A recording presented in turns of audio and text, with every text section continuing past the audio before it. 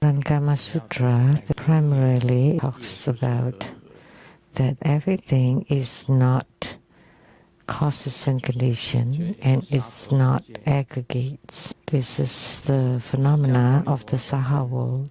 Inside the human body, 6 roots and then 6 dusts, then 6 consciousnesses that combine to become the 18 sense fields.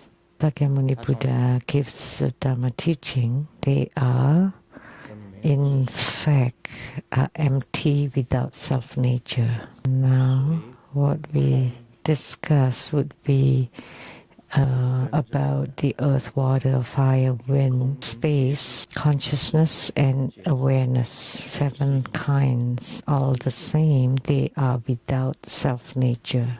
They are neither dependent arising nor aggregates, without true reality. The first covers all these things. For ordinary people in today's world, compared to the era 2600 years ago, the analogy that they use may not apply today. They live a different life 2600 years ago. So next, we will discuss fire. We have talked about the earth. Now we will talk about fire, the fire element. Now let's discuss the Surangama Sutra.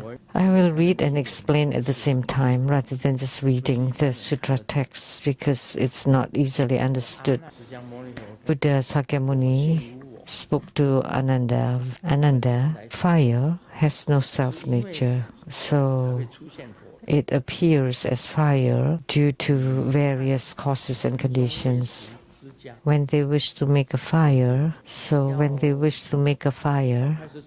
it's like a lens or a mirror with bronze on one side to hold it toward the sun to seek flame. But nowadays, we just turn it on. But not in the past. If they have no matches or they have no gas to start a fire, so what would you do if you want to cook? So they use in India like a colored mirror to face it toward the sun, to seek the flame, to lit the fire and the tinder. So you use the sun rays reflected on the mirror to that tinder to lit the fire. That's the method they use. And in ancient China, they would rub 2 blocks of wood to start the fire. And they use a bronze mirror and the sun to reflect on that grass or tinder to start the fire, so they can start cooking. Sakyamuni Buddha said, Ananda, what is called the coming together of conditions or aggregates, just like you, I, 1,250 bhikkhus are now counted as one assembly, one group. Like our True Buddha school, it's the assembly of many disciples. Although the assembly is one, everyone has a body of their own, their birthplace, a clan, and a name. There are 4 kinds caste in India. For example, Sariputra, the great disciple, the Brahman, Sakyamuni Buddha also belonged to this Kshatriya caste because he's also a royalty. There were 4 castes. Brahman for the spiritual cultivators, Kshatriya for the royalties, merchants, and Sudras for the slaves and laborers. And they cannot marry each other across. So Ananda was a prince, so he belonged to the Kshatriya caste. Sariputra is the best because that's Brahman. And Ananda and the Buddha was Kshatriya. So he told Ananda, Venerable, if this nature of fire arises because conditions come together, so where did this fire come from? you're holding the mirror to seek flame. If it comes from the mirror, or does it come from the tinder or from the sun? So you need to think clearly.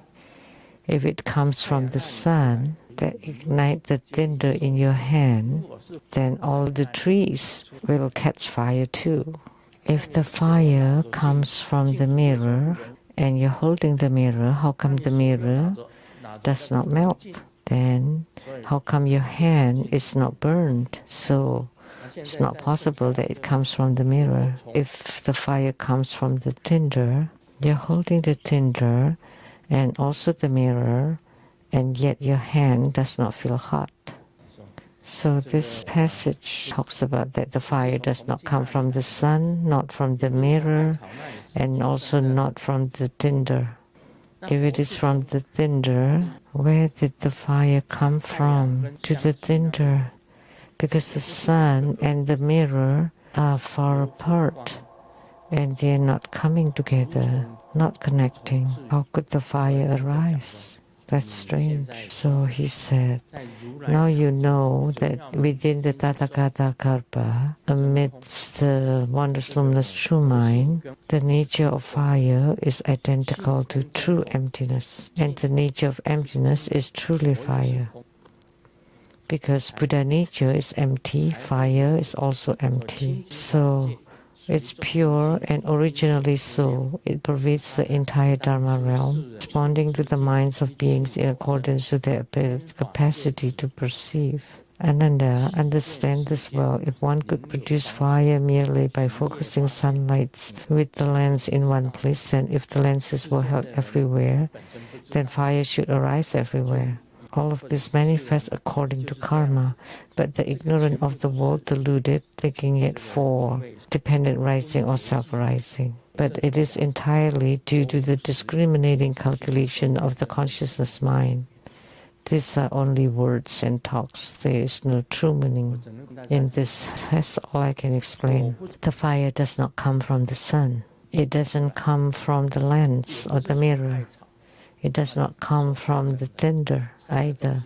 The sun, the mirror, and the tinder has no fire. And the combination of these three things can generate fire.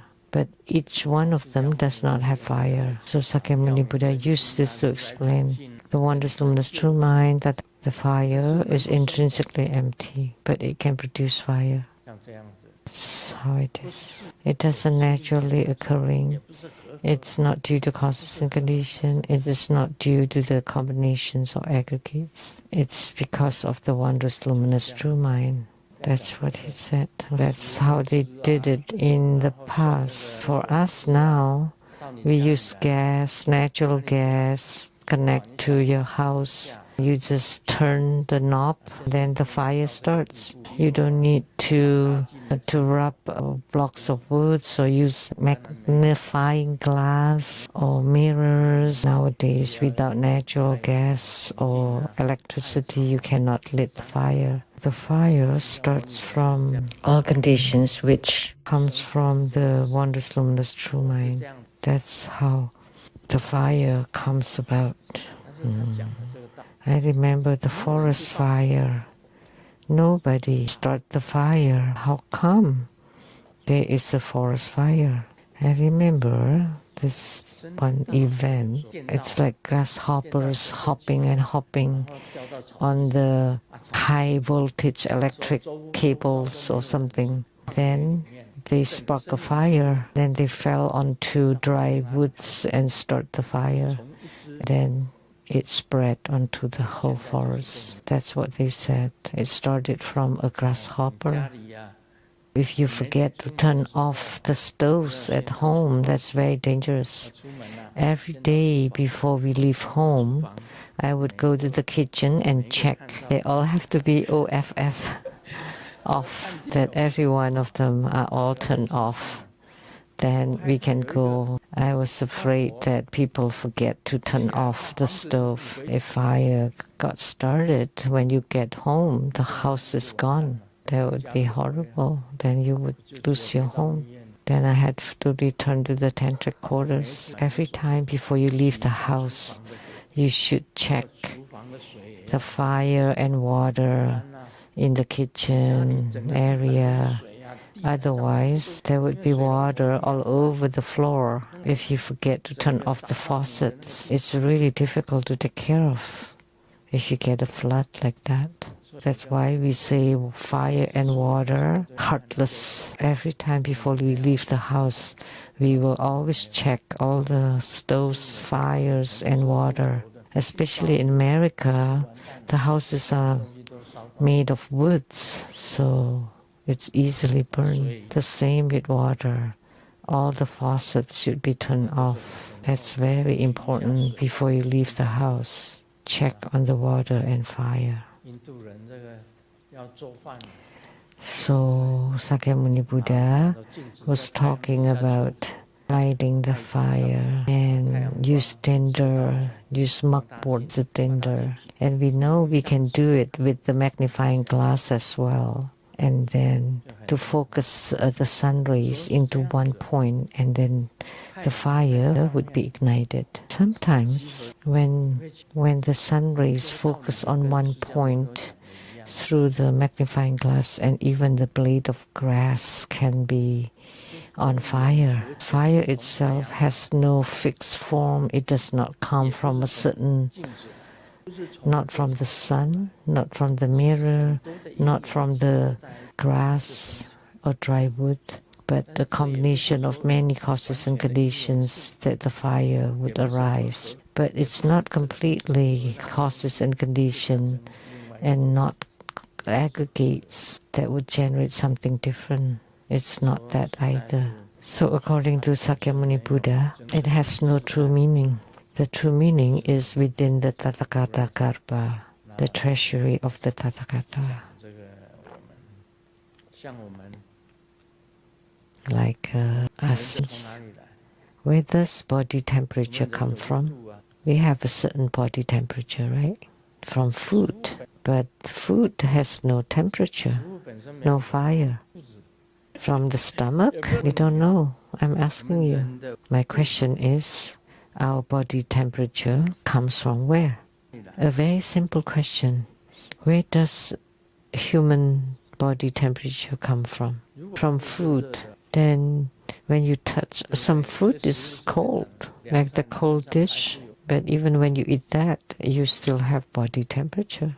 Everything has Buddha nature.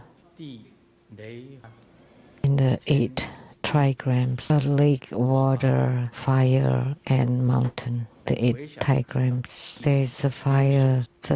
All the elements are inside in each of its subtlest form. Inside the finest dust, there are the 4 elements: earth, water, fire, and wind. Where is it really? Actually, it's all there.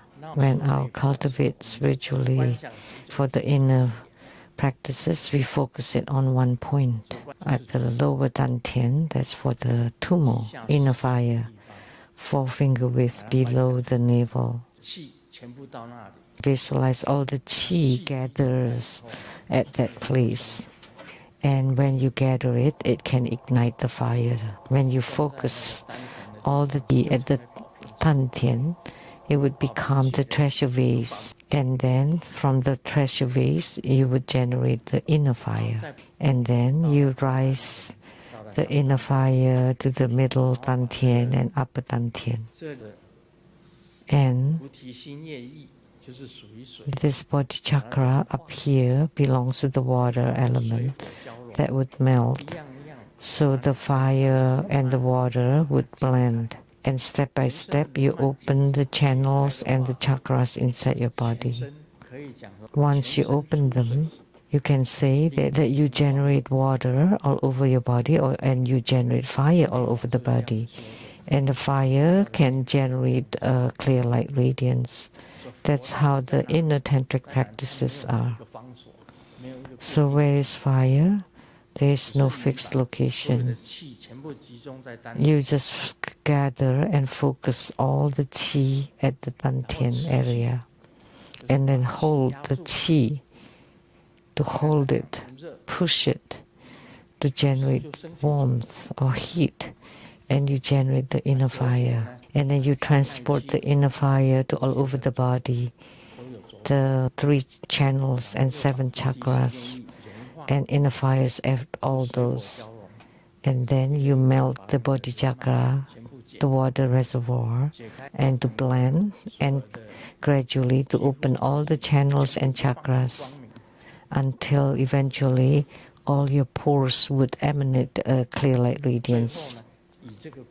And lastly, you transform into rainbow light like Guru Padmasambhava, and you have direct attainment.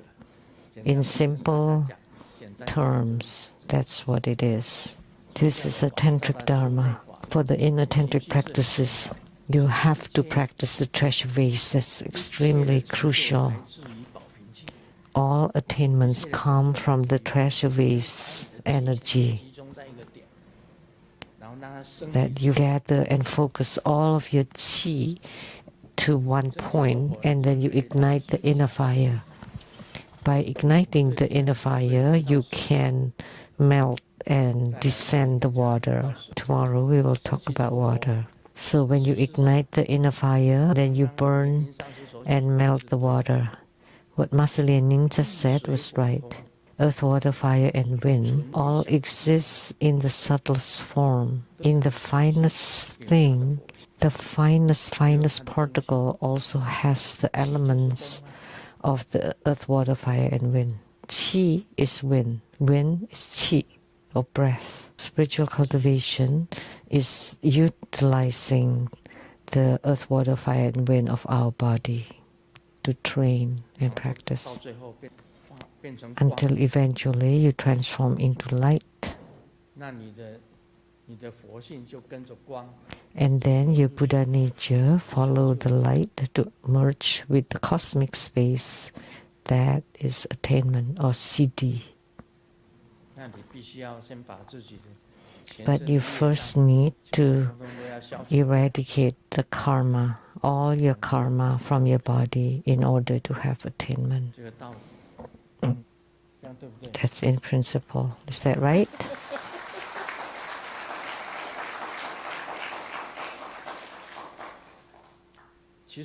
But actually, there is no fixed location. Like Sakyamuni Buddha said, that they are everywhere. And they have no fixed form, like fire. It doesn't have a fixed form. The same with water. The earth too has no fixed form. Look at the dust, the finest dust, and then you split it into 7 parts. Still, it does not become empty space. And the empty space does not arise due to combination of anything. So where are the earth, water, fire, and wind? They have no fixed location or fixed form. The same with water. If you place it in a basin, it's round. If you place it in a rectangular container, it becomes rectangular. It has no fixed form. The same with fire or earth or wind. It's not fixated. It can become typhoon, hurricane. So these 4 elements have no fixed anything. And you're sick because of the 4 elements. If the 4 elements are not balanced, then you're sick. If they're balanced, you're healthy.